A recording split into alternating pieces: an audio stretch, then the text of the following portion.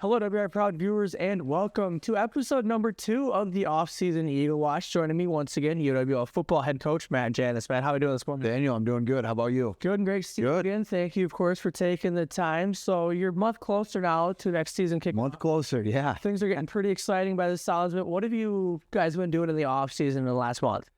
Yeah, I think it's kind of broken down into multiple parts, right? Like coaches and players. And so I'll kind of start with just myself as the head coach, right? Like I think we talked last time is that there's what I feel are 5 pillars of a successful football team, right? And a successful football program. And so we've been working on those. And that first pillar was the vision, right? And we talked about how the vision at UW La Crosse is it's all about winning our 36th conference championship in school history and our 4th national championship in school history. And so when we're in the weight room, when we're doing things, when we're running, that's what it's all kind of geared around. So as the head coach and with our coaching staff, we've been taking steps. And obviously there's a lot that kind of goes into that, right? And how can we achieve that? What do we need to do from changes in the way we practice during the season to potentially how can we fundraise so we can make sure that we can get more for our budget with some of that stuff. So that's what we've been doing really with the vision of things. The second phase of that is the culture of our football program, right? And our culture at UW La Crosse is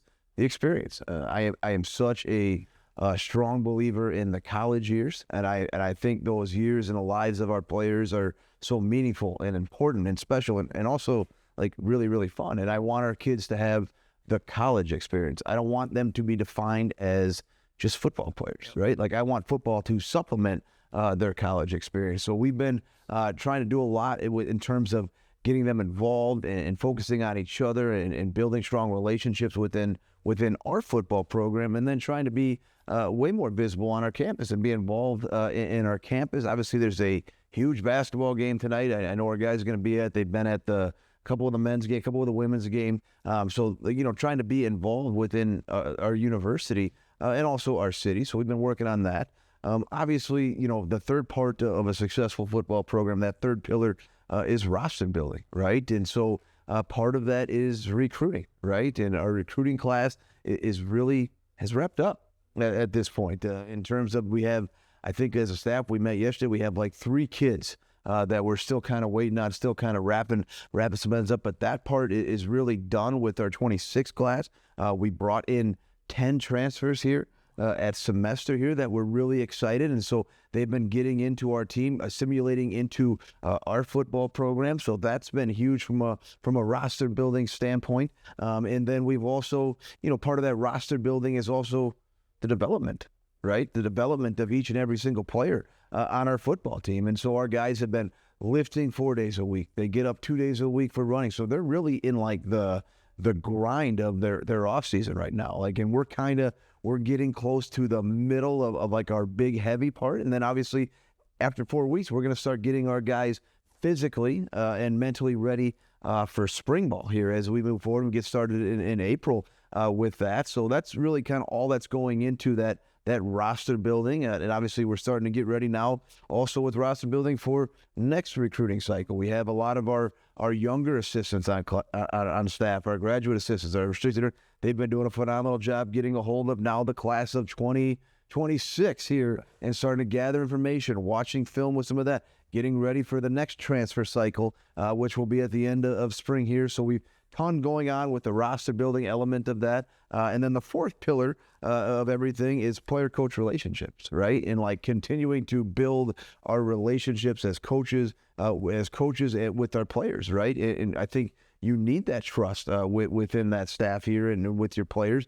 So it's been doing a lot of one-on-one meetings with them, checking up on them, making sure the start of classes are going good, seeing what they need help on, what are your goals, like kind of doing all that and a lot of team building stuff within it. Now we're limited with what we can do from the NCAA with Division III rules. I can't step into the weight and go supervise weights. Like my staff can't do anything. Only Coach Collicott can because he's a strength coach. So he's been doing a ton of that. But we've been working on our coach-player relationships. And then, another huge part of that pillars that we've been doing is really our coaching development, right? And now as recruiting has slowed down, and now before we get to spring ball, because it's going to get hectic again for our staff, we have kind of this next month and a half here to really just focus on the development of our coaches. So whether that's like, I know we are, especially on the defense side, they've been Zooming a lot with other staff, getting in new ideas.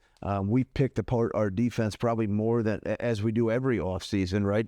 We've been running the same defensive system since 2017, but like every offseason, we just pick everything apart. We reset some rules. We see what challenged us as play callers. And so we've been doing a ton of that. And the same thing on the offense side of the ball. And I know we haven't had an offensive coordinator for the last month, but Coach McGlenn, Coach Bagstead have been doing a great job on their side, kind of studying, learning, what do we need to get better at, what can we improve on. So that's really, I talk about those pillars, like that's like an everyday thing. I mean, that's what our program has been doing, whether it's as coaches, whether it's as teams, whether it's as me as the head coach. That's what we've been focused on here over the last, really since the last month, since the last time we talked. So in a newsletter you put out that this team is pretty close already. What would you say other than that excites you most about this team so far? Yeah, I think it's just, I think they genuinely enjoy being around each other. You see them, the way they act around each other, the smiles when they're around each other, like they enjoy working out, they enjoy being together.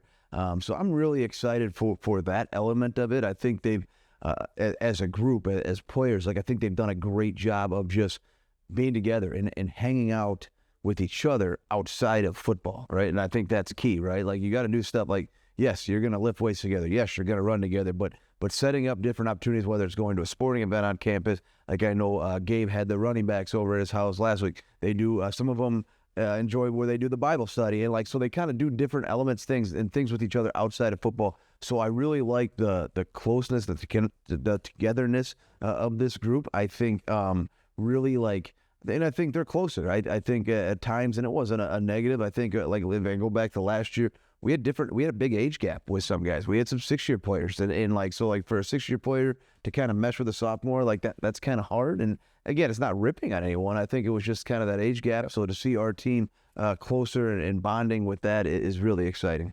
So you touched a little bit about the new offensive coordinator yesterday. Yeah. Eric Yagi was named the new OC for the team. Played here in the mid-2010s. What do you think he's going to bring to the team? Yeah, I'm really excited about this hire here. I think first and foremost, obviously, as we've gone through this process, and I went through this process, I did. Now, part of it was the HR and what we had to do with some of that stuff, but I as a coach took my time and I put a lot of feelers out there and got a chance to. The cool part is I got a chance to meet a lot of different coaches. A lot of different coaches reached out, and so just to kind of get to know that. But as I went through this process, the biggest thing for me was about finding the right person for our program, right, and the right fit for UW lacrosse and lacrosse football. Like there's a ton of great coaches out there, but I needed to find the right person, the right fit, somebody that supported this, and obviously for me with Coach Yagi, like this is a really special one because he was the quarterback when my first year here in 2017. So I kind of arrived at the tail end of his football career. But then he kind of started, was around as kind of a coach. And so we got to kind of start our relationship there. And then our relationship really never stopped. I mean, we continuously touch base. I mean, you go throughout the season, I think we talked once a week on everything. And so I know how he is as a person. I know he's the right fit. I know how important this place in lacrosse is, and UW lacrosse. His wife, Catherine, played softball here. So I know how much this job is going to mean to him and how much he's going to pour into that. And most importantly, I know him as a person. I know the type of relationships that he's going to bring with our players. And I know how close-knit that group on offense is going to be. And then the second part of that, right, was the coach, right? And so for the last 3 years, like we had to go against him as a defense, right? Especially when he was at Stout. And I know all too well how good of a play caller he is and how well he uses his personnel groupings and how many personnel groupings he has. He is, I think, one of the best play callers I've gone against. He is challenging. His ability to exploit one-on-ones, the ability to find creative ways to get your best player the football, I think is his greatest strength. And if that means he's got to put a receiver in the backfield at running back, he'll do it. And if that means he's got to take a running back, motion him out to get a one out, he'll do it. And like, so I think that's always been going against him. One of the biggest challenges we had, like we put a defense, I could put somebody on everybody, but he does a great job of finding those rules, breaking them down, and then exploiting the mismatches and using whether it's short motion, whether it's formations, to get you into bad matchups. And so I think that's what I'm really excited for as we move forward. And I know our kids are really excited for this change here. It's just, I know it's been a while for them. They've been rock stars. They've been really patient. And I think that's part of what's brought them together as well as a group. I think they're, and we've explained the process. I was very upfront, and I told them about the timeline and how long it was going to kind of stretch out. And, in today's world where you want everything now, you want it done now, it was going to be a process. And I think our kids understood that from day one.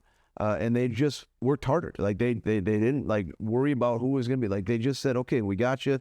We trust you, and we'll let the process play out. And they've been really patient. And I think that's a sign of maturity, especially an 18 to 22-year-old young man. Matt, of course, thank you for the time.